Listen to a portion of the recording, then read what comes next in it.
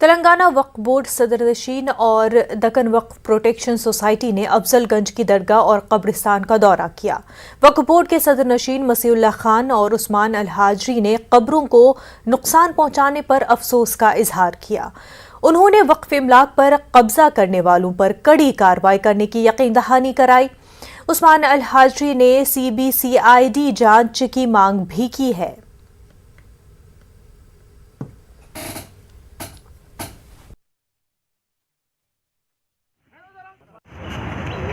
कब्रिस्तान जानुल्लाह शाह साहब रहमतुल्लाह अलैह वाक़े अफजलगंज के मुताल्लिक़ कल एक वीडियो वायरल हुई जिसमें क़ुबूर को मिसमार करते हुए JCB के ज़रिए से पूरे क़ुबूर को मुसत्ते कर दिया गया।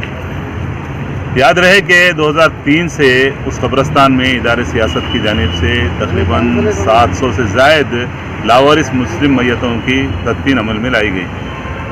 कंप्लेंट दिए और शिकायत करने के बाद वक्फ बोर्ड चेयरमैन खुद वहाँ पर चले हमारे साथ और उन्होंने खुद अपना आईने मुशाहिदा किए, जिसके बाद सब वहाँ के मुतासिरीन जिनके क़ुबूर वहाँ पर मुसत्ते कर दिए गए, मिसमार कर दिए गए, वो लोग भी आकर रुजू हुए और वो जो अपने आप को मुतवल्ली करार दे रहे हैं, इलीगल मुतवल्ली, वो ये भी बता रहे हैं कि हम अपने रोज़गार के लिए वहाँ पर कमर्शियल एक्टिविटी करना चाह रहे हैं और हमको बोर्ड से रेजोल्यूशन पास हुआ 2021 में बता रहे हैं वो लोग, जबकि कब्रिस्तान में जामे निज़ामिया का फतवा है कि कब्रिस्तान में मस्जिद भी तामीर नहीं की जा सकती। किस तरह से कमर्शियल एक्टिविटी वहाँ पर, कौन बिल्डर पीछे मिले हुए है, कौन बोर्ड के अमला उसके अंदर, इंस्पेक्टर ऑडिटर या सुपरिटेंडेंट कौन उसके पीछे है, इसकी CBCID इंक्वायरी होना चाहिए। चूँकि नए चेयरमैन को इसके बारे में कुछ पता ही नहीं है कि कब ये बोर्ड में रेजोल्यूशन पास हुआ।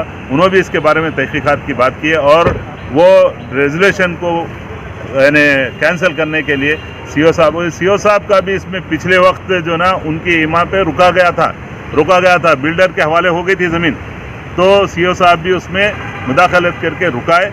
हमारी गुजारिश है CO साहब से भी, चेयरमैन साहब से, कि फौरी से फौरी वो लोग जो अपने आप को मुतवल्ली करार देते हुए खबरों को मिसमार कर दिए, उनके खिलाफ फौजदारी मुकदमा दायर किया गया, उनको अरेस्ट किया जाए और DM में डायरेक्ट मैनेजमेंट में लेने का हम मुतालबा कर रहे हैं।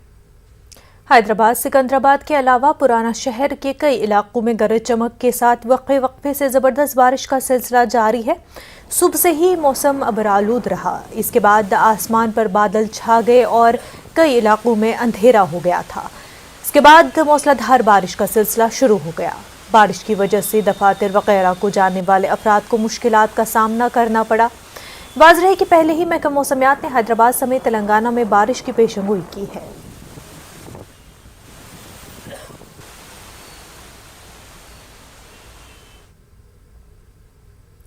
रियासती इंसानी हकूक़ कमीशन के सदर नशीन जस्टिस चंद्रिया ने हैदराबाद में सैलाब से मुतासरा इलाके चादरघाट, मूसानगर, विनायक नगर का दौरा किया। उन्होंने मुतासरीन से बातचीत की, राहत और इमदाद कारी की जानकारी ली।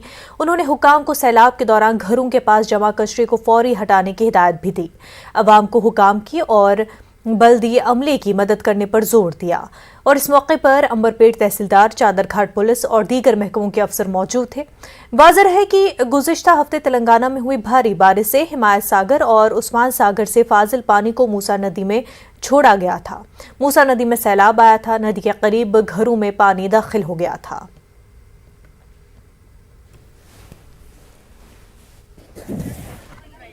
मूसा नगर विनायक वीधि సందర్శించడానికి రావడం జరిగింది. గత వారం 10 రోజులుగా కంటిన్యూగా పడ్డటువంటి వర్షాల మూలాన చాలా ప్రదేశాలు కూడా నీటిమయమైపోయినాయి. అదంతా మనం పేపర్లో చూసాం, అట్లాగే టీవీలలో చూసాం ప్రజలకు వచ్చిన ఇబ్బందులు. ఆ క్రమంలో ప్రభుత్వ అధికారులు చేస్తున్నటువంటి సహాయాన్ని కూడా చూసాం. కానీ గత 2 రోజులుగా కాస్త వెసులుబాటు అయింది కాబట్టి ప్రదేశాలలో పరిస్థితులు ఎలా ఉన్నాయని ఇటువైపు రావడం జరిగింది. రావడం చేతనే లోకల్ MRO గారు, లోకల్ ఇన్స్పెక్టర్ గారు, పోలీస్ అధికారులు, మున్సిపల్ అధికారులు కూడా మాతో ఉన్నారు.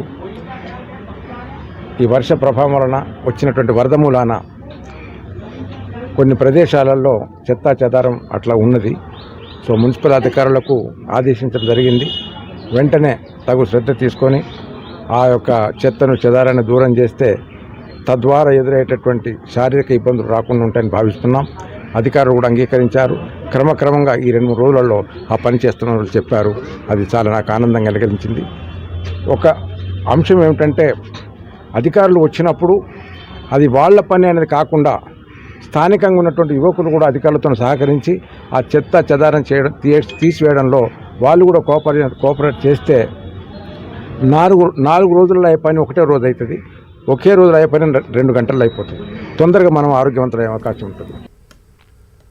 बानी तेलुगु देशम पार्टी और तेलुगु फिल्मों के मशहूर अदाकार आंझानी एन.टी. रामाराव की बेटी उमा महेश्वरी की अचानक मौत हो गई।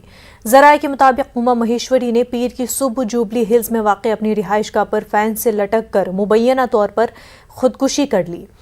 उनकी लाश को पोस्टमार्टम के लिए उस्मानिया अस्पताल ले जाया गया।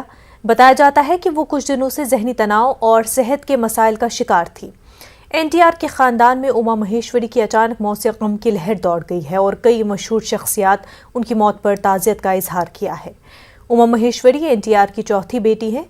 उनकी बेटी की शादी हाल ही में अंजाम दी गई थी।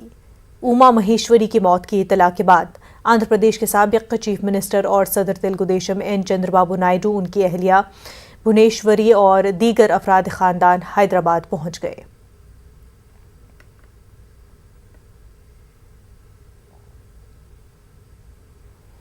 हैदराबाद के इलाके माधवपुर में फायरिंग से एक शख्स की मौत हो गई। आज सुबह की अवलीन सातों में नेरोज सर्कल के पास इस्माइल नामी शख्स पर मुजीब ने फायरिंग कर दी। फायरिंग के बाद मुजीब फरार हो गया। फायरिंग की वजह अराजियात का तनाज़ा समझा जा रहा है। पुलिस के आला ओहदेदारों ने बताया कि जिलानी और इस्माइल संगारेड्डी, जहीराबाद और अतराफ व अकनाफ के इलाकों में रियल एस्टेट का कारोबार करते थे। जहीराबाद में एक अराजी के मसले पर उनके दरमियान तनाज़ा चल रहा था। 1 महीने पहले भी दोनों में झगड़ा हुआ था। कल रात हमलावर जिलानी और मकतूल इस्माइल रात 9 बजे से मानसाहब टैंक, बंजारा हिल्स और दीगर इलाकों में गाड़ी में गश्त कर रहे थे। सुबह की अवलीन सातों में माधवपुर पहुंचे। झगड़े के दौरान जिलानी ने इंतहाई करीब से इस्माइल और इस्माइल के साथी जहांगीर पर फायरिंग कर दी, जिसके नतीजे में वो दोनों शदीद तौर पर जख्मी हो गए। हॉस्पिटल मुंतकिल करने पर डॉक्टर्स ने इस्माइल को बाद मुआयना मुर्दा करार दिया, जबकि जहांगीर जेर इलाज है। पुलिस के मुताबिक हमलावर और मकतूल दोनों के खिलाफ भी मुकदमात दर्ज है और वो मुजरिमाना सरगर्मियों में मुलविस बताए गए हैं। पुलिस ने मामला दर्ज कर लिया है, जांच जारी है।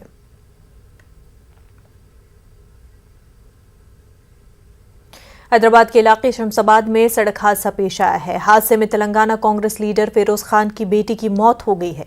यह हादसा इतवार की रात देर गए शमशाबाद के करीब पेश आया।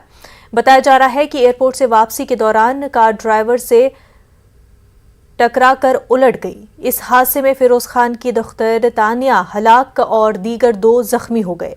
जख्मियों को इलाज के लिए उस्मानिया हॉस्पिटल मुंतकिल कर दिया गया है।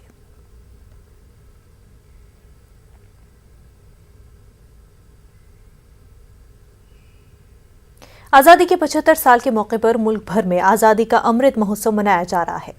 साउथ सेंट्रल रेलवे की जानिब से बाइक रैली निकाली गई। रैली हैदराबाद से दिल्ली तक जाएगी। साउथ सेंट्रल रेलवे के हुकाम ने रैली को झंडी दिखाकर रवाना किया।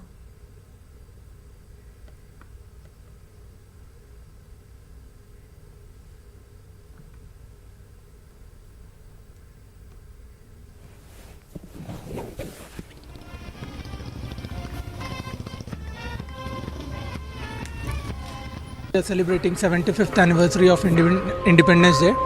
On this occasion, various events has been planned by RPF, and this event is motorbike rally in which 5 zones, that is East Coast Railway, South Central Railway, Southern Railway, South Western Railway and South East Central Railway, culminating at this point Hyderabad, in which 20 bikes along with 40 riders will be participating in this motorbike rally, and will be starting from Hyderabad today and will be reaching before Independence Day to Delhi and will be participating in the All India Bike Rally.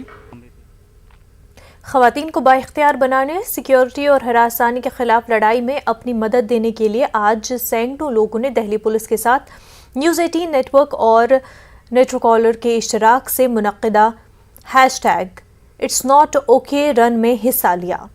आइए इस run की कुछ झलकियों पर एक नज़र डालते हैं।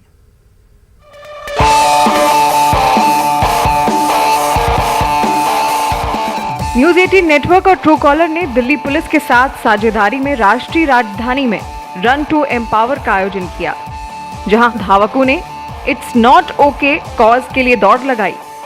मुख्य अतिथि के रूप में केंद्रीय पर्यावरण मंत्री भूपेंद्र यादव के साथ ये रन इस उत्पीड़न विरोधी अभियान call it out because it's not okay का हिस्सा रही। एम्पावरिंग का अर्थ है इक्वल अपॉर्चुनिटी। इक्वल अपॉर्चुनिटी ज्यादा महत्वपूर्ण है और सिक्योरिटी तो चाहिए ही चाहिए, लेकिन सिक्योरिटी से ऊपर का जो स्टेप है डिग्निटी चाहिए। इस दौड़ को दिल्ली के विशेष पुलिस आयुक्त कानून और व्यवस्था सागरप्रीत हुड्डा ने झंडा दिखाकर रवाना किया और इसमें दिल्ली पुलिस के 50 कर्मियों ने भाग भी लिया। पुलिस की तरफ से ये संदेश है, hashtag it's not okay to be silent. कोई भी अगर विमेन हैरेसमेंट का इशू होता है या कोई भी लड़की या विमेन के साथ कोई हैरेसमेंट करता है तो उस विमेन को चाहिए कि वो साइलेंस को ब्रेक करे और पुलिस स्टेशन को रिपोर्ट करे। Run to empower lawmakers, law enforcers, अभिनेताओं को एक साथ एक मंच पर लेकर आया और साथ ही एक मजबूत संदेश दिया कि महिलाएं समाज में उनकी सही जगह को एक बार फिर से वापस पाने के लिए पहले से कहीं ज्यादा दृढ़ हैं। हम में से हर महिला लगभग ने ऐसा फेस किया होगा, some kind of harassment, be it physical harassment या ऑन द फोन। तो ये हमारी आदत है कि हम चुपचाप सह लेते हैं, but it's not okay. You have to call out people who harass us and this is a beautiful campaign. ये बहुत ही बढ़िया कैंपेन है।